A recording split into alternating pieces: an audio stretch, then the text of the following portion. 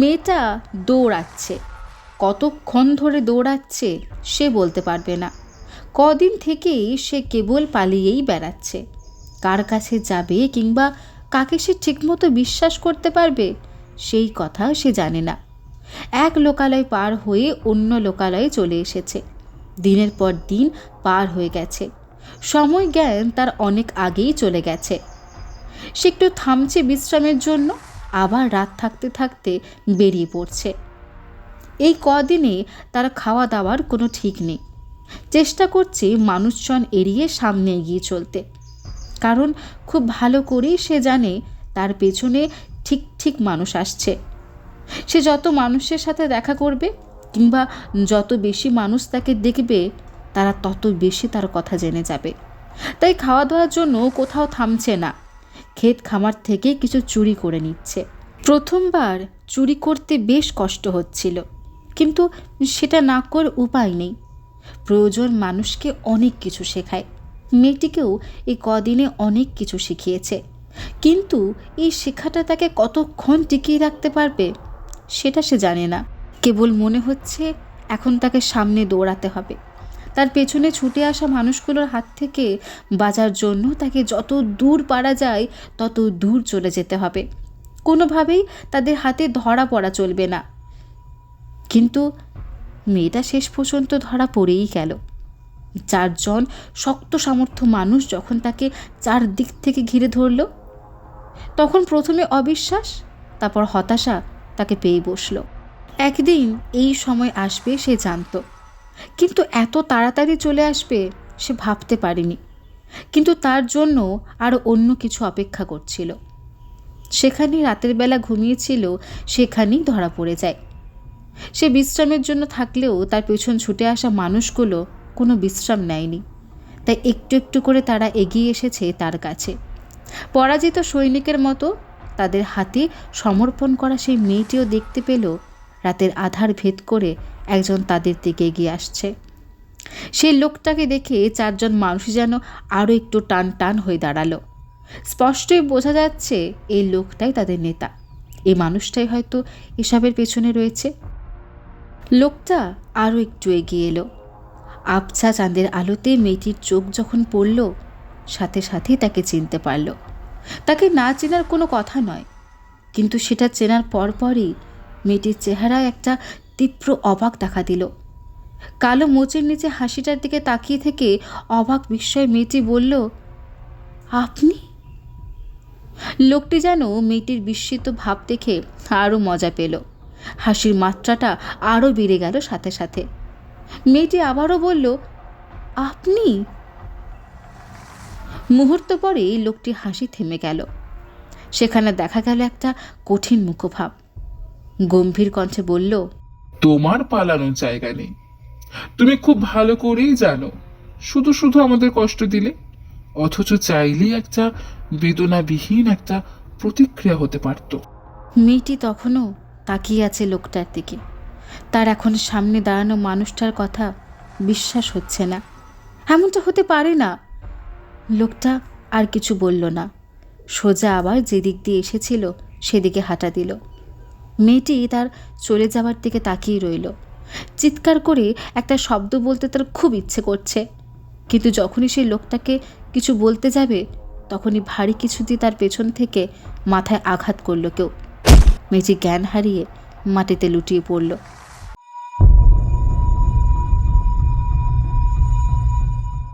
The Bong story চ্যানেলে আপনাদের সকলকে স্বাগত। আশা করছি আপনারা সকলেই ভীষণ ভালো আছেন। এ সপ্তাহে আমি আপনাদের শোনাবো আরেকটা নতুন গল্প। আচ্ছা, আমরা কম বেশি সকলেই বোধহয় দেবতাতে বিশ্বাস করি। আর যারা দেবতাতে বিশ্বাস করি তারা এটাও মানে যে পৃথিবীতে অপদেবতা বলেও কিছু একটা আছে। মানে শুভ থাকলে অশুভ আছে, ভালো থাকলে মন্দ আছে, রাত থাকলে সকাল আছে। ঠিক এমনই দেবতা থাকলে অপদেবতাও আছে। আজকে আপনারা শুনবেন এমনই এক অপদেবতার গল্প। অপু তানভীর রচিত শয়তানের ভোজ। গল্প পাঠে আমি রিমা দাস। তাহলে চলুন শুরু করা যাক।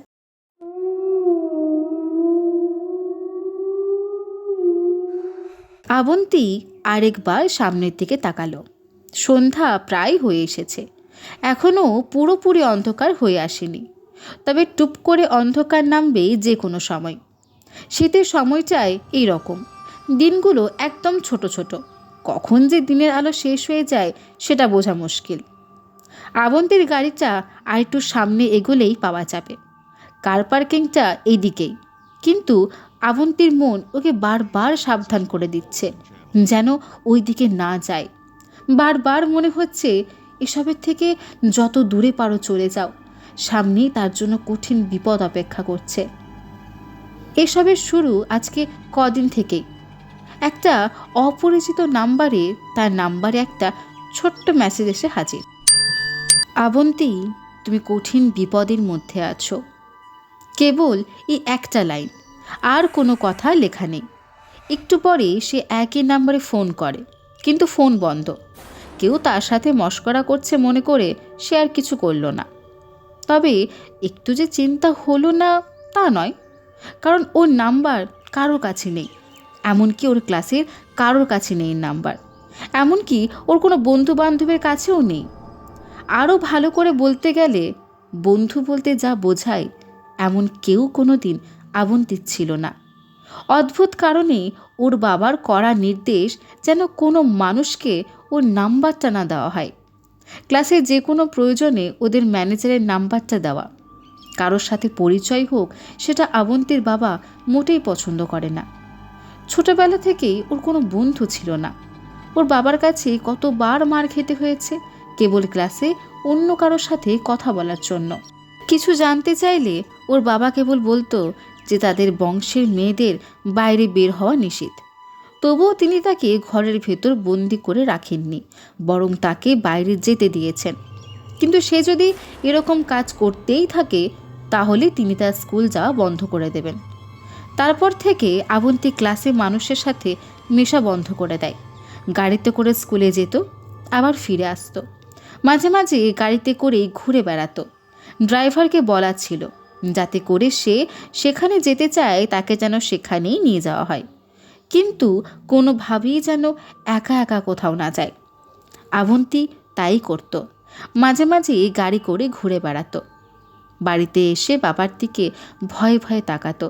যেদিন একটু বেশি দেরি হয়ে যেত তবে তার বাবা কিছু বলতো না। আরেকটা কাজ করে আবন্তীর সময় কাটত, সেটা হচ্ছে বই পড়ে। বাইরে বের হতে না দিলেও ওদের বিশাল বড় একটা লাইব্রেরি আছে। আবন্তীর বেশিরভাগ সময় কাটে এই লাইব্রেরি থেকে বই নিয়ে। তাই যখনই ওর নাম্বারে অপরিচিত একটা নাম্বার থেকে মেসেজ আসলো তখন একটু অবাক হয়েছিল। বার কয়েক ফোন দিয়েও মেসেজদাতাকে পাওয়া যেত না। তবে মেসেজটা সে রাখেনি, মুছে ফেলেছে, কারণ ওর বাবা ওর ফোন নিয়মিত চেক করত। বাবার হাতে ধরা পড়লে হয়তো ফোনটার হাতছাড়া হয়ে যাবে। আজকে মেসেজটা আসার পরপরই আবন্তী সেই নাম্বারে কল করলো এবং আশ্চর্যভাবে আবিষ্কার করলো যে আজকে ঠিকই ফোন ঢুকেছে। কয়েক সেকেন্ড পর ফোনটা রিসিভও হলো। হ্যালো। ওপাশ থেকে কোনো আওয়াজ হলো না। আবন্তী আবারও বলল, হ্যালো। আবন্তী। ফ্যাকাশে কণ্ঠে কেউ বলে উঠল ওপাশ থেকে। মহিলার কণ্ঠ। আওয়াজ শুনে মনে হলো তার বয়স বেশ ভালোই হবে। আবন্তী আবারও বলল, হ্যালো। আমার কথা মন দিয়ে শোনো। তার আগে আপনি বলেন, আপনি কে? আমি তোমার ভালো চাই, তোমাকে বাঁচাতে চাই। কে আপনি? শোনো, আমি কে সেটা তুমি এখন চিনবে না। কেবল তোমাকে বলি, তোমাকে এখনই ওখান থেকে পালাতে হবে। আপনি আপনি কি বলছেন এসব? আমি কিছুই বুঝতে পারছি না। আর আমি পালাবো কেন? তুমি বুঝতে পারছো না তুমি তুমি কীরকম বিপদের ভেতরে আছো। তোমার আশেপাশে কাউকে তুমি বিশ্বাস করতে পারো না। মনে রেখো, কাউকে না। তোমার সামনে কঠিন বিপদ, কঠিন বিপদ। ব্যাস, এই লাইনগুলো বলেই ফোনের লাইনটা কেটে গেল। ফোন রেখে আবন্তী কিছু সময় কি করবে তাও বুঝতে পারছিল না। ফোনের ওপাশে ভদ্রমহিলার কথা বিশ্বাস করার কোনো কারণ নেই, তবুও কেন যেন তার কথাটা বিশ্বাস করতে ইচ্ছে করছিল। সেমিনার লাইব্রেরিতে বসে রইল অনেকটা সময়। এক সময় লক্ষ্য করলো যে দিনের আলো প্রায় শেষ হয়ে যাচ্ছে, বাড়িতে ফেরা দরকার। ড্রাইভারকে বেশ কয়েকবার ফোন দিয়েও কোনো উত্তর পেল না। এমনটা সাধারণত হয় না। তাহলে আজকে কি ড্রাইভার ঘুমিয়ে গেল? লাইব্রেরি থেকে উঠে হাঁটা দিল ওদের ইউনিভার্সিটির কার পার্কিংয়ের দিকে। এই কার পার্কিং এলাকাটা একেবারে ইউনিভার্সিটির এক পাশে। এমনিতেই এখানে লোকজন খুব একটা আসে না। এখন শীতের সন্ধ্যা, দূর দূরান্তে কাউকে দেখা গেল না।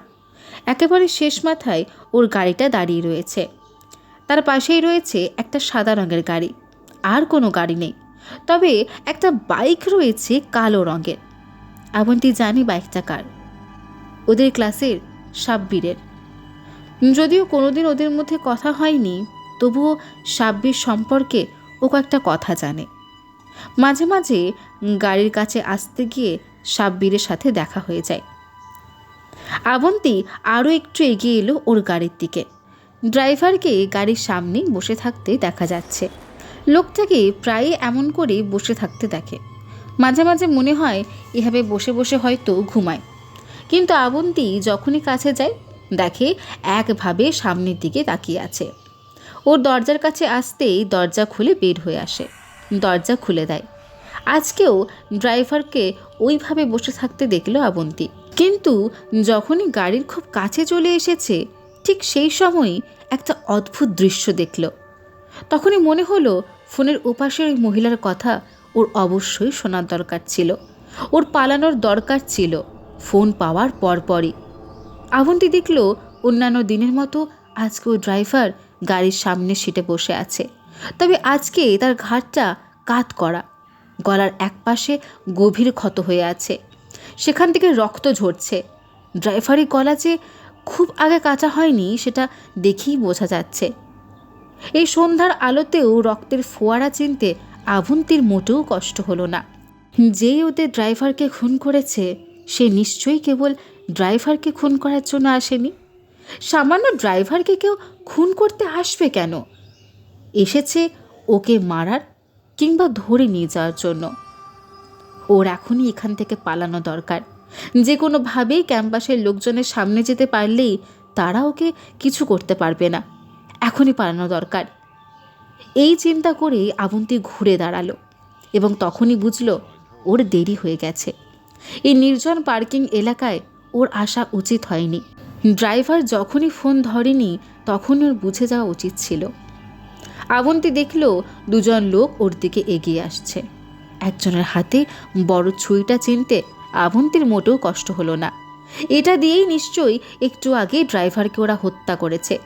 এখন ওর পালা। আবন্তী একটা চিৎকার দিতে চাইল, কিন্তু ওর গলা দিয়ে একটা আওয়াজও বের হলো না। কেবল নিজের পরিণতির দিকে তাকিয়ে রইল। ছুরি হাতে লোক দুটো ওর প্রায় কাছে পৌঁছে গেছে। লোক দুটোর একজন একটু বেশি লম্বা আর স্বাস্থ্যবান। সেই আগে এসে আবন্তীর মুখ চেপে ধরল। তারপর এমনভাবে সামনে এগিয়ে ধরল যেন ওর গলাটা সামনের দিকে একটু এগিয়ে থাকে। আবন্তীর বুঝতে কষ্ট হলো না যে ওর দিন শেষ হয়ে এসেছে। ফোনের ওই মহিলা ঠিকই বলেছিলেন, ওর সামনে কঠিন বিপদ, এবং সেই বিপদের ভেতরে ও ইচ্ছা করে এসে ধরা দিয়েছে। তুলনামূলক খাটো লোকটার হাতে ছুরিটা ধরা, সেটা নিয়ে লোকটা আবন্তীর দিকে এগিয়ে এলো।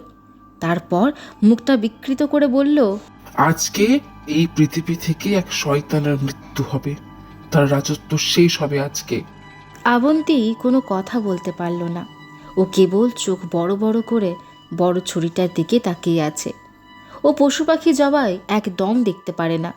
টিভিতে এমন কিছু হলে সে টিভির চ্যানেল পাল্টিয়ে দেয়। বইয়ে এমন কোনো বর্ণনা থাকলে সেটা পড়ে না। আর আজকে ও নিজের সাথে এমন হচ্ছে। কিন্তু ওর অপরাধ কি? কি এমন করেছে ও? কারোর সাথেও কোনোদিন মিশেইনি যে কারোর ওপর কোনো অন্যায় করবে। তাহলে এই লোকগুলো তাকে মারতে চায় কেন? জামি, কাজ শেষ কর, এখানে থাকা নিরাপদ না। লম্বা লোকটা বলল। জামি নামের লোকটা ছুরি নিয়ে আরও একটু এগিয়ে এলো। আর ঠিক তখনই ধপ করে আওয়াজ হলো। মনে হলো কিছুর সাথে কিছু একটা জোরে ধাক্কা খেয়েছে। আবন্তি দেখল জামি নামের লোকটা ঠিক ওর সামনে মুখ থুবড়ে পড়ে গেল। লম্বা লোকটা অবাক হয়ে কয়েক মুহূর্ত তাকিয়ে রইল সঙ্গীর দিকে।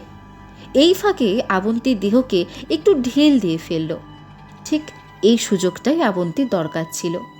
নিজেকে ছাড়িয়ে সোজা সামনের দিকে দৌড় দিল। আবন্তীকে ধরতে যাবে ঠিক তখনই একটা মাঝারি সাইজের ইট তার মাথায় এসে লাগলো। সাথে সাথেই তার মাথাটা দুলে উঠল। আবন্তি তাকিয়ে দেখল ওর ক্লাসের সাব্বির সামনে দাঁড়িয়ে। খুব দ্রুত ওর কাছে এসে ওর হাত ধরল, তারপর বলল, তাড়াতাড়ি করে চল, আমাদের এখনই এখান থেকে সরে পড়তে হবে। কিন্তু আমার ড্রাইভার। যে গেছে সে গেছে, তোমাকে বেঁচে থাকতে হবে। আবন্তি কিছু বুঝতে পারছিল না, তবে সাব্বিরের কথাবার্তা কেমন যেন লাগলো ওর কাছে। আবন্তিকে নিয়ে প্রায় জোর করে সাব্বির নিজের বাইকে উঠে পড়ল। তারপর বাইক এক টান দিয়ে ক্যাম্পাস থেকে বের হয়ে গেল। আবন্তি তখনও নিজেকে সুস্থির করতে পারেনি, তবে বাইকের পেছনে বসে থাকতে থাকতে ও নিজেকে খানিকটা সামনে নিল। যখন মাথাটা একটু ঠান্ডা হয়ে এলো, তখন প্রথম যে কথাটা ওর মাথায় এলো সেটা হলো ও ওদের বাসার রাস্তায় নেই, অন্য কোনো অচেনা পথে এগোচ্ছে। সাব্বিরকে বলল, আমরা কোথায় যাচ্ছি? নিরাপদ জায়গাতে।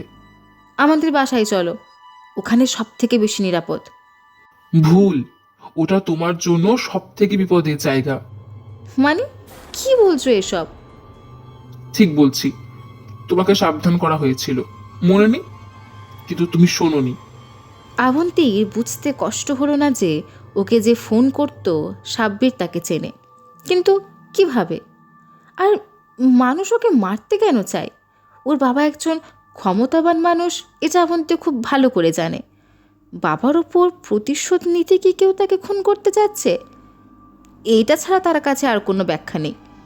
কিন্তু সাব্বির কেন বলছে যে ও নিজের বাসা ওর কাছ থেকে সব থেকে বড় বিপদে? এমনটা বলার পেছনে কারণ কি? তুমি কি বলছো? আমার বাবার বাসা কেন আমার জন্য বিপদের জায়গা হবে? আবন্তি, বিশ্বাস করো, তোমার জন্য বিপদের জায়গা অনেকগুলো আছে, তবে সব থেকে বড় বিপদটা তোমার নিজের বাসায়, এবং সেটা তোমার বাবার কাইজার আহমেদের কাছ থেকে। বাইকের গতি আরও একটু বেড়েছে।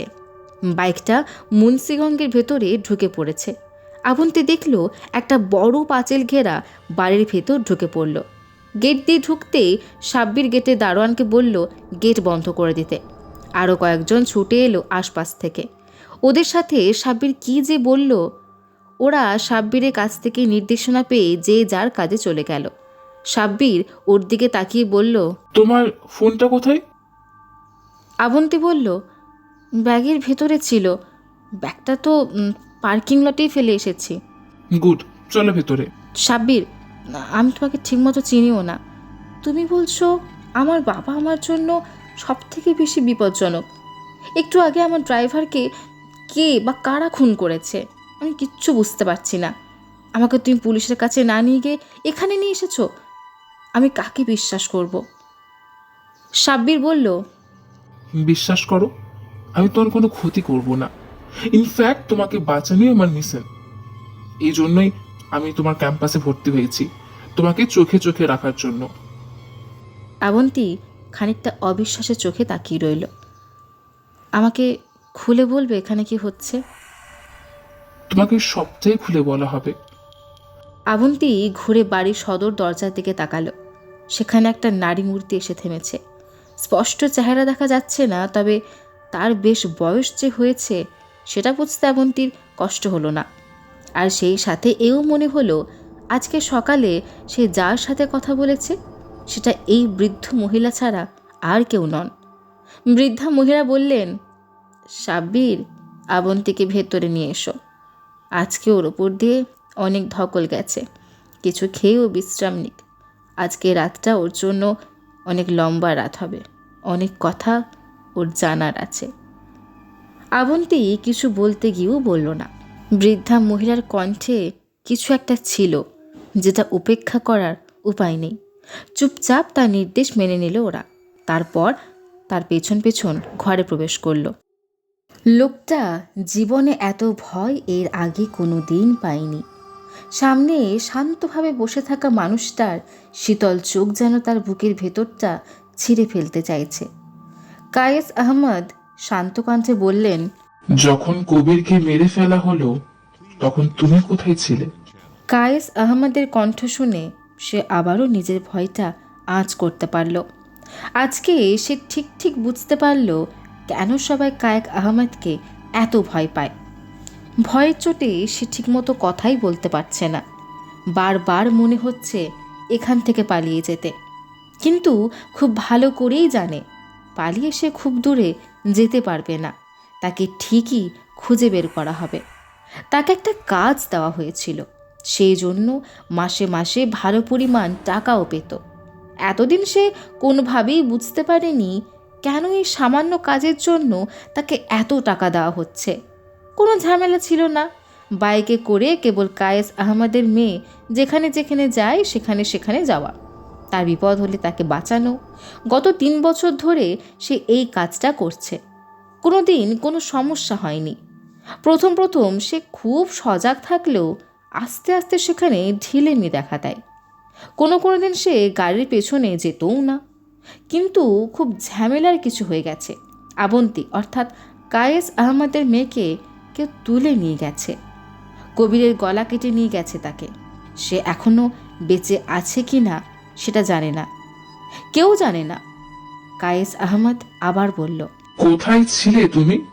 আমি চা খেতে গিয়েছিলাম। কথাটা বলা মাত্রই একটা কিছু খুব জোরে লোকটার বুকে আঘাত করল। লোকটা সেই ধাক্কা খেয়ে সোজা পেছনের দেওয়ালে গিয়ে পড়ল। মৃত্যুর আগে কেবল অবাক হয়ে দেখল কায়েস আহমদ নিজের জায়গা ছেড়ে একদম নড়েনি, কেবল হাতটা দিয়ে কিছুকে ধাক্কা মারার মতো করে রেখেছে। অবাক চোখেই লোকটা নিজের শেষ নিঃশ্বাস ত্যাগ করল। কায়েক আহমদ তীব্র ঘৃণার চোখে লোকটার দিকে তাকিয়ে রইল কিছু সময়। ইচ্ছে করছে আবারও তাকে জীবিত করে আবারও তাকে মেরে ফেলে। সে যে অপরাধ করেছে তার জন্য তাকে একবার শাস্তি দিয়ে মন শান্ত হবে না, বারবার খুন করতে মন চাইছে তাকে। কয়েক মিনিট পর আরও একজন লোক এসে কায়েক আহমদকে নিচু স্বরে কিছু বলল। কায়েস আহমদ বললেন, ঠিক আছে, তাকে বসতে বলো আর এটা পরিষ্কার করো।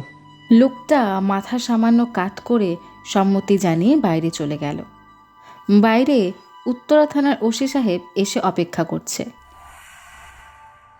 আবন্তী কিছুটা সময় বৃদ্ধা মহিলার দিকে অবাক হয়ে তাকিয়ে রইল। বৃদ্ধার নাম গুলসানারা খাতুন। একটু আগে বলা কথাটা তার ঠিক হজম করতে কষ্ট হচ্ছে। মনে হচ্ছে মহিলা কোনোভাবেই সত্য বলতে পারে না, কিংবা এটা হতে পারে না, কোনোভাবেই হতে পারেই না। গুলসানারা বললেন, কি বিশ্বাস হচ্ছে না? চোখে কেমন একটা ঠান্ডা আভা, দেখে বোঝার কোনো উপায় নেই যে সে মিথ্যে বলছে। আবন্তী বলল, কিন্তু আপনি কিভাবে আমার বোন হন? এটা কোনোভাবেই সম্ভব না। কারণ আমি অনেক বেশি বৃদ্ধ আর তোমার বাবা, মানে আমাদের বাবা খুব ইয়াং, এই জন্য। অবশ্যই। আবন্তী একটু আগে রাতের খাবার খেয়েছে, তবে সাব্বিরের কাছ থেকে শুনেছে এখানে থাকা নাকি যাবে না। এই জায়গাটার খোঁজ তারা পেয়েও যেতে পারে। ওকে আরও 2-3 দিন পালিয়ে থাকতে হবে।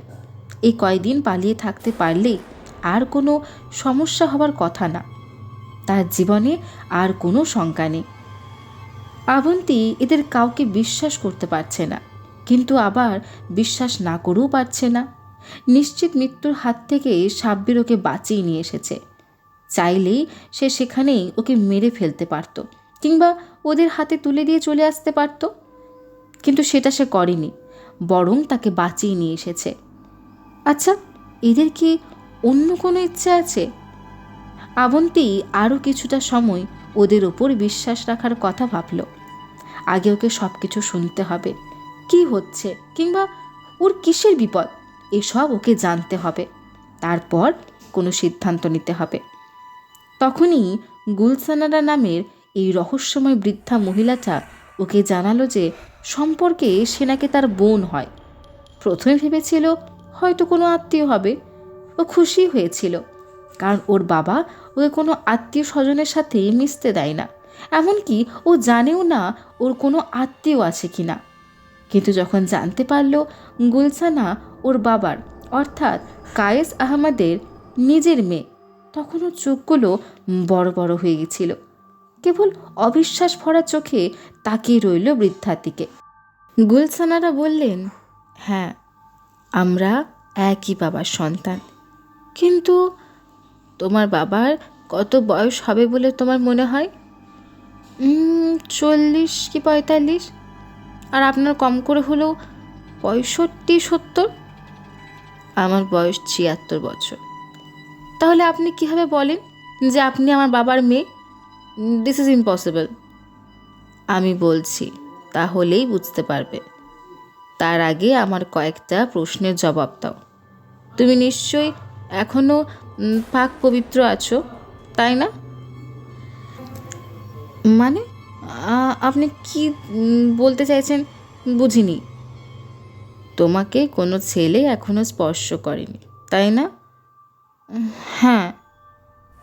এবং এটার ব্যাপারে তোমার বাবা খুব সজাগ, তাই নয় কি? হ্যাঁ, কিন্তু তোমার কি একবারও মনে হয়নি তোমার বাবা একটু অস্বাভাবিকভাবে এটা নিয়ে চিন্তিত তোমাকে নিয়ে, অন্য বাবাদের মতো না? আবন্তী কিছু বলতে গিয়েও বলল না। এটা সত্যিই যে স্বাভাবিক জীবন তার কোনো কালেই ছিল না, কিন্তু তাই বলে না, না, এটা হতে পারে না। গুলশানারা বলল, তোমার বাবা মুলাকের অনুসারী। মুলাক? সাব্বির এত সময় চুপ করে বসেছিল, একটা ল্যাপটপে কি যেন করছিল। ল্যাপটপটা আবন্তীর দিকে বাড়িয়ে দিল। সেখানে মুলাককে নিয়ে একটা আর্টিকেল লেখা। আবন্তী কোনো কথা না বলে চুপচাপ পড়তে লাগলো। পড়া শেষ করে ওর মাথাটা খানিকটা ঝিমঝিম করতে লাগলো। এমন কিছু যে হতে পারে কিংবা আছে পৃথিবীতে ওর ধারণার বাইরে ছিল। অনেক অপদেবতার মতোই মুলাকের অনুসারী আছে পৃথিবীতে, তবে সংখ্যাতে তা অনেক কম। মুলাক তার অনুসারীদের অনন্ত যৌবন দান করে এবং শারীরিক শক্তি দান করে, তবে সেটার জন্য তাদের কিছু কাজ করতে হবে। মুলাককে খুশি করতে হবে এবং সেটা করতে হয় নিজেদের কন্যা সন্তানের নাম করে বলি দেওয়া। প্রতি 21-24 বছর পর পর নির্দিষ্ট একটা সময়ে মুলাক এই পৃথিবীতে নেমে আসে। তখনই সে তাদের অনুসারীদের কাছে স্যাক্রিফাইস চায়। স্যাক্রিফাইস মানে হচ্ছে অনুসারীদের ভার্জিন কন্যা সন্তান, যার বয়স 18 থেকে 21-এর ভেতর হতে হবে। যারা এটা দিতে পারে তাদেরকে সে নতুন করে শক্তি দেয় এবং যারা পারে না তাদের শক্তি কেড়ে নেয়। এবছর মুলাকের এই পৃথিবীতে নেমে আসার সময় হয়ে গেছে এবং সেটা আজ থেকে একদিন পরে।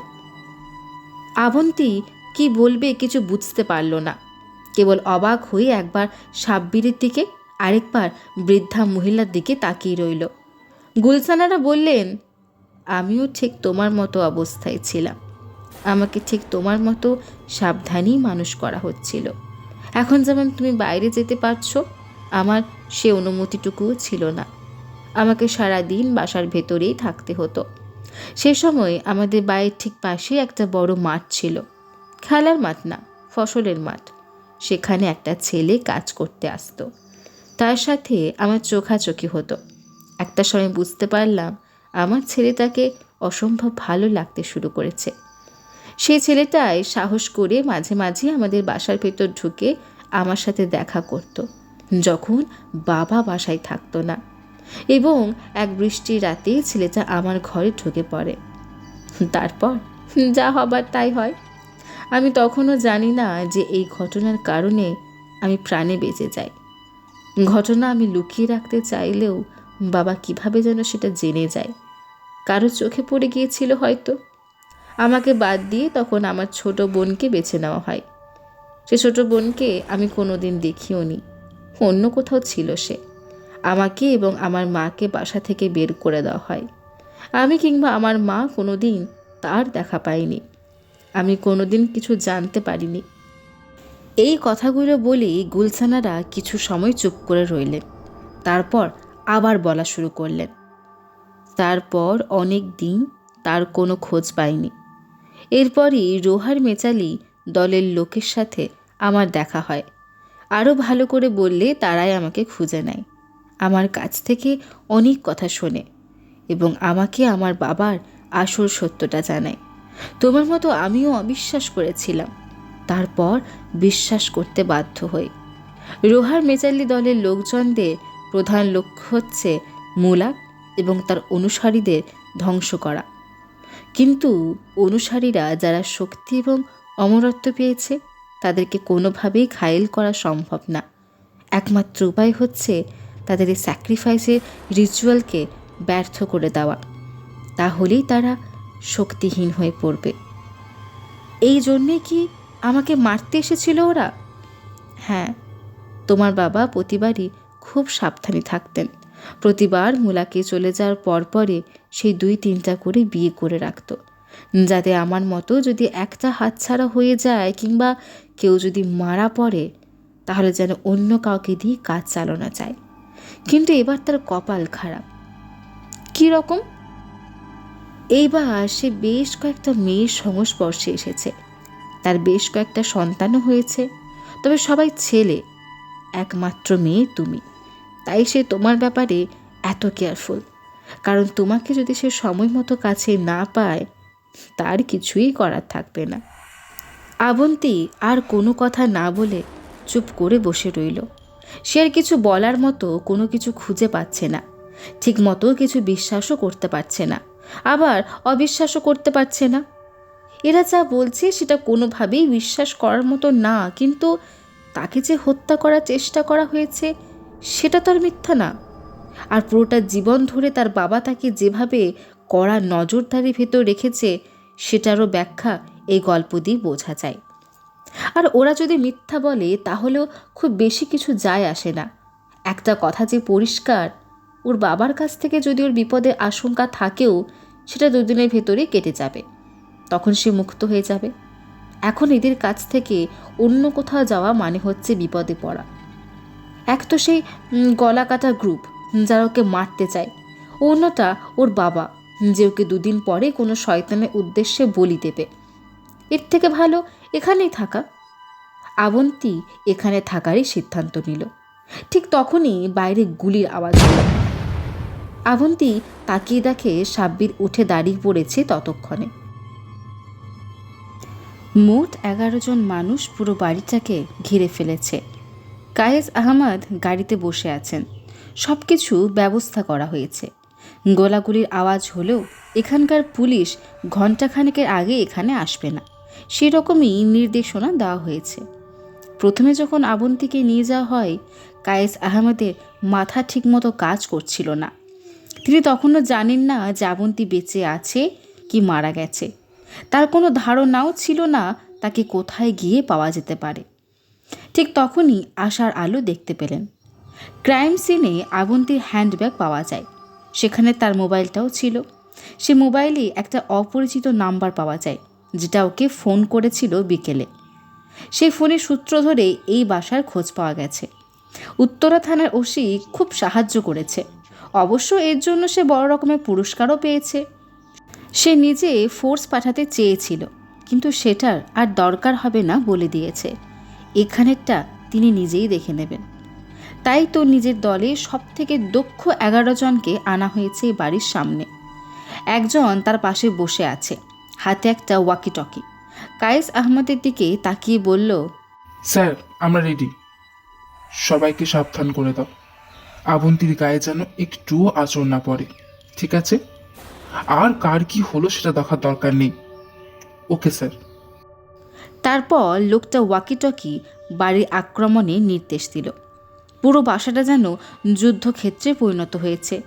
কত সময় ধরে গোলাগুলি হচ্ছে সেটা আবন্তী নিজেও জানে না, তবে ওর মনে হচ্ছে অনন্তকাল ধরে এই ঘরে বন্দি আছে। ঘরটা এই বাড়ির নিচে অবস্থিত। গুলসানারা খাতুন তাদেরকে এখানে নামিয়ে রেখে ওপর থেকে আটকে রেখেছেন। তারা ভেতর থেকে দরজাটা আটকে রেখেছে, বেশ মজবুত দরজা, খুলতে সময় লাগবে। আবন্তী সাব্বিকের দিকে তাকিয়ে বলল, আমরা ধরা পড়ে যাব তাই না? সাব্বির কোনো কথা বলল না। ওর মুখটা কেমন গম্ভীর হয়ে গেছে, কিছু যেন ভাবছে। তারপর হঠাৎ করেই আবন্তীর দিকে তাকালো, এমনভাবে তাকালো যে আবন্তী সত্যি সত্যি ভয় পেয়ে গেল। সাব্বির বলল, তুমি কি জানো আমি তোমার উপর সে 1 বছর ধরে লক্ষ্য রাখছি? তার আগে অন্য কেউ রাখতো। আবন্তী মাথা নাড়ল। সাব্বির আবার বলল, আমাদের আসল উদ্দেশ্য কোনো দিনই তোমাকে বাঁচানো ছিল না। আমাদের আসল উদ্দেশ্য ছিল কেবল তোমার বাবাকে ধ্বংস করা।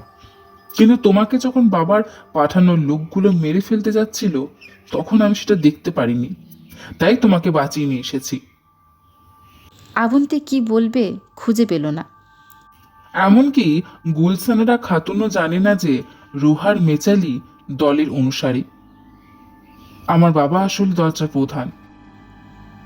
তুমি কি আমাকে এখন মেরে ফেলবে? আমার তাই উচিত।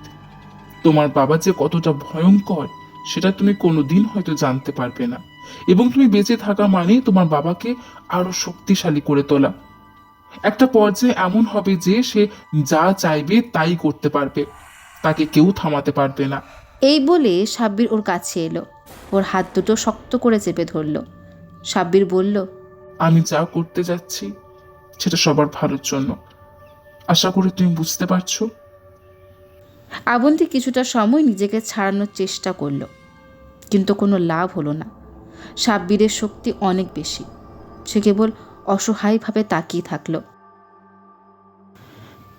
পুরো বাসাটা কায়েস আহমেদের নিয়ন্ত্রণে চলে এসেছে। যদিও প্রয়োজনের থেকে একটু বেশি সময় লেগেছে। ভেতর থেকে এভাবে প্রতিরোধ করা হবে সেটা কায়েস আহমেদ ভাবতেও পারেনি।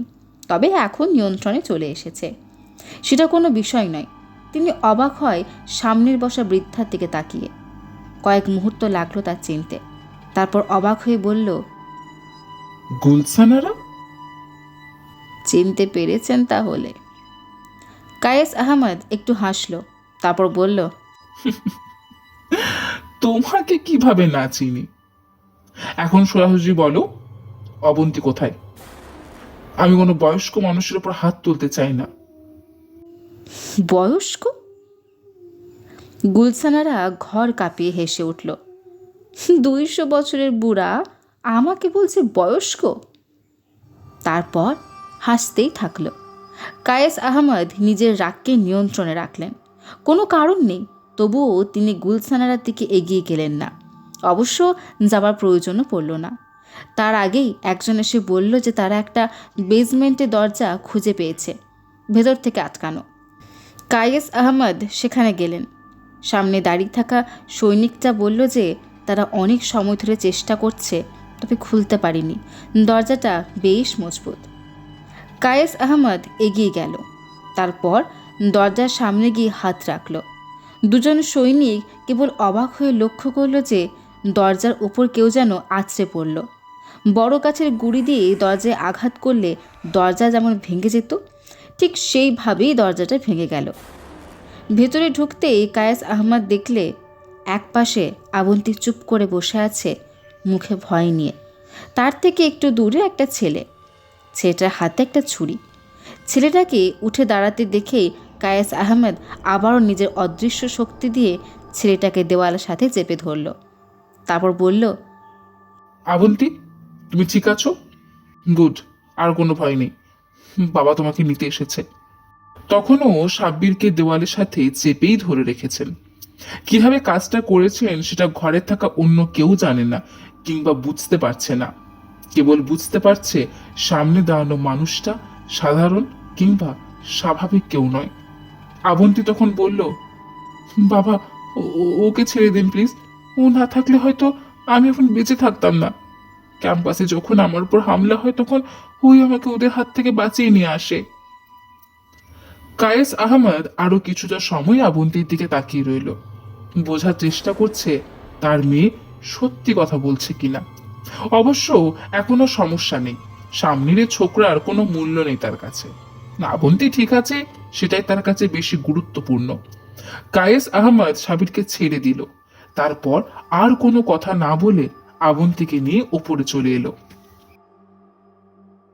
আবন্তী নিজেই নিজের কাছে কেবল বলছিল যে ও যা যা জেনে এসেছে তা সব যেন মিথ্যা হয়। ঠিক আছে, ও ঠিক স্বাভাবিক জীবন পায়নি, ওর বাবা ওকে একটু বেশি নজরদারিতে রেখেছে, কিন্তু তাই বলে এটা এটা কোনোভাবেই সত্য হতে পারে না। কিন্তু বাড়িতে আসার পর থেকে যখন ওকে নিজের ঘরে আটকে রাখা হলো, তখন ওর মনে হলো ওরা যা যা বলেছে সব সত্যি। পরে সারা দিন ওকে ঘর থেকে একটা বারও বের হতে দেওয়া হলো না। চিৎকার চেঁচামেচি করলো কিছু সময় ধরে, তবে সেটাতে কোনো লাভ হলো না। নিজের বিছানায় বসে রইল চুপ করে। ওর আর কিচ্ছু করার নেই। পরের দিন ওর বাবা দরজা খুলে যখন ওর রুমে এলো, তখন আবন্তীর শরীরটা বেশ দুর্বল।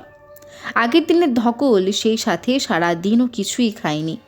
ওর বাবার দিকে তাকিয়ে বলল, ওরা যা যা আমাকে বলেছে সবই সত্যি। প্রথমে কায়েস আহমদ কোনো কথা বললেন না, কঠিন চোখে তাকিয়ে রইল কেবল। আবন্তী বলল, অন্তত এটা জানার অধিকার আমার আছে, পুরো জীবনে আপনি আমাকে নিজের মতো করে একটা দিনও চলতে দেননি, এটা বলুন অন্তত। হ্যাঁ, সত্যি। আপনার বয়স কত? হিসাব করি না অনেক দিন। দ্বিতীয় বিশ্বযুদ্ধের সময় আমার বয়স ছিল 112 বছর।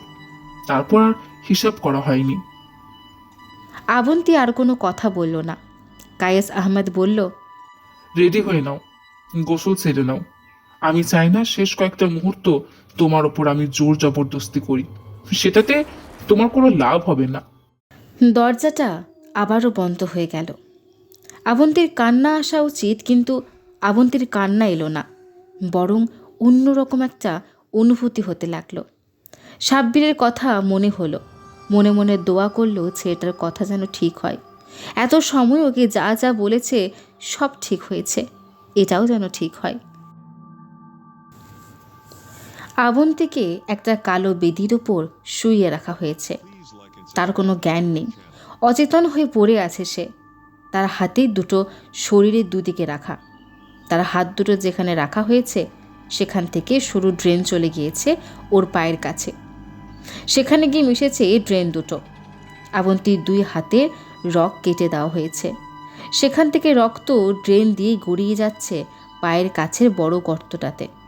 ঠিক ওই পায়ের কাছেই একটা বড় মূর্তি রাখা হয়েছে। মূর্তিটা মুলাকের। শরীরটা মানুষের আকৃতি হলেও লম্বাতে সেটা 10 থেকে 11 ফুট। শরীরও ঠিক তেমনই মোটা। মাথাটা অনেকটা মহিষের মতো, তবে নাকের কাছে একটা লম্বা শিং আছে। কায়েস আহমদ সে কখন থেকে মন্ত্র পড়েই যাচ্ছেন। ঘরটা আবন্তীদের বাসার নিচে অবস্থিত, কম করে হলেও 4 তলা লম্বা। ঘরের 4 কোণে মশালের আলো জ্বলছে, তার মৃদু স্বরে ঢোলের আওয়াজ হচ্ছে। যদিও পুরো ঘরের ভিতর তিনি ছাড়া কেউ নেই, স্পিকারের আওয়াজটা আগে থেকেই রেকর্ড করা হয়েছে। কায়েস আহমদ জানে খুব জলদি মুলাকের মূর্তিতে জান ফিরে পাবে। মূর্তিটা নড়াচড়া করে সামনে শোয়ানো আবন্তীকে দেখতে পাবে। তারপর তার হাতের কাটা থেকে গড়িয়ে পড়া রক্তের স্বাদ নেবে। সবশেষে সবটুকু রক্ত শুষে নিয়ে সন্তুষ্টির চোখে তাকাবে কায়েস আহমেদের দিকে। হঠাৎ ঘরটা কেঁপে উঠল। একসাথে 4টা মশালি নিভে গেল। কায়েস আহমদ মন্ত্র পড়েই চলেছেন। তিনি জানেন মুলাক চলে এসেছে। তিনি মুলাকের উপস্থিতি ঠিক টের পাচ্ছে। পুরো শরীরে একটা আলাদা উত্তেজনা কাজ করছে। ঢোলের আওয়াজ যেন আস্তে আস্তে বাড়তে লাগলো, সেই সাথে কায়েস আহমদের মন্ত্র পড়ার আওয়াজও। এরপরে আরও 20 বছর তাকে আবার নতুন করে যৌবন আর শক্তি দেওয়া হবে। আরও ক্ষমতা তার হাতের মুঠোয় চলে আসবে। তিনি আস্তে আস্তে সব থেকে শক্তিশালী হয়ে উঠবেন। কিন্তু হঠাৎ মনে হলো কিছু একটা সমস্যা হয়েছে, কিছু একটা ঠিক নেই। আগুনটা আবারও জ্বলে উঠল। মানে মুলাক চলে গেছে। কায়েস আহমদ অবাক হয়ে দেখলেন মুলাক তার সামনে পরিবেশিত বলিটা গ্রহণ করেনি। আবন্তী সে আগের মতোই আছে, কিন্তু এমনটা তো হওয়ার কথা না। আবন্তীর এখানে থাকার কথা না। তাহলে কি হলো? হঠাৎ কায়েস আহমদ নিজের ভেতরে কাঁপন অনুভব করলেন, শক্তিহীন অনুভব করছেন। এমনটা এমনটা কেন হলো? কেমন করে হলো? তিনি তো সবই ঠিক করেছিলেন। তাহলে? তিনি সিঁড়ির দিকে দৌড় দিলেন। তার সারা শরীরে কাঁপন ধরে গেছে, কিন্তু সিঁড়ির কাছে পৌঁছাতে পারলেন না। তার আগেই পড়ে গেলেন। তার শরীরে মসৃণ ভাবটা দূর হয়ে আস্তে আস্তে বৃদ্ধ মানুষের মতো হয়ে যেতে লাগলো। শরীরে পুষ্ট মাংসের জায়গায় স্থান নিতে শুরু করলো ভাঁজ পোড়া চামড়া। দেখতে দেখতেই ৪৫ বছরের মানুষের জায়গায় তিনি পরিণত হলেন ১৮৩ বছরের একজন মানুষ। মুলাক তাকে যা যা দিয়েছিল সব কিছু নিয়ে গেছে।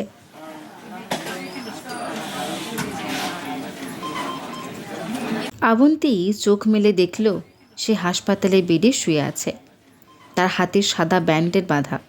কিছু মনে করতে চেষ্টা করলো, কিন্তু কিছু মনে করতে পারল না। সামনে তাকিয়ে দেখে গুলছানারা বসে আছে। কেমন লাগছে এখন? ভালো। আমি এখানে কেমন করে? সাব্বির তোমাকে এখানে এনেছে। ওরা ওই দিন রাতেই তোমার বাবার বসা আক্রমণ করে।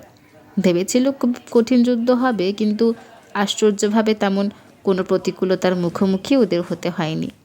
তখন বাসা কেবলমাত্র 2জন গার্ড ছিল। অনেক কষ্টে নিজের ঘরটা খুঁজে পেয়েছে। তারপর ওখানে গিয়ে দেখে তুমি একটা বেদির ওপর শুয়ে আছো। তোমার হাত থেকে রক্ত পড়ছে। অনেকখানি রক্ত বের হয়ে গেছিল। আর কিছু দেরি হলে হয়তো তোমাকে বাঁচানো যেত না। আবন্তী কিছু না বলে একটু হাসার চেষ্টা করলো। গুলছানারা বলল, ওরা তোমার বাবার লাশ পেয়েছে। সে নাকি মরার আগেই একদম কুঁচকে গিয়েছিল। দেখে মনে হচ্ছিল নাকি 200-300 বছরের কোনো বুড়া মরে পড়ে আছে। আবন্তী কিছু বলল না। তুমি অবাক হওনি? না। তার মানে তুমি জানতে যে সে মারা যাবে? জানতাম। কিভাবে? আবন্তী এ কথার জবাব না দিয়ে কেমন চোখে তাকালো। গুলছানারা কেমন বিভ্রান্ত দেখালো। সে কিছুই বুঝতে পারছে না। আবন্তীকে চুপ করে থাকতে দেখে গুলছানারা আবার বলল, কি এমন হয়েছিল? এই কথারও জবাব না দিয়ে আবন্তী কেবল হাসল। ওর মাথায় তখন অন্য কিছু খেলছে। অন্য এক সময় চলে গেছে ও ঠিক ঠিক জানে কেন মুলাক ওর বাবাকে ত্যাগ করে চলে গেছে। সঠিক সময়ে একটা সঠিক কাজই ওর জীবন বাঁচিয়েছে।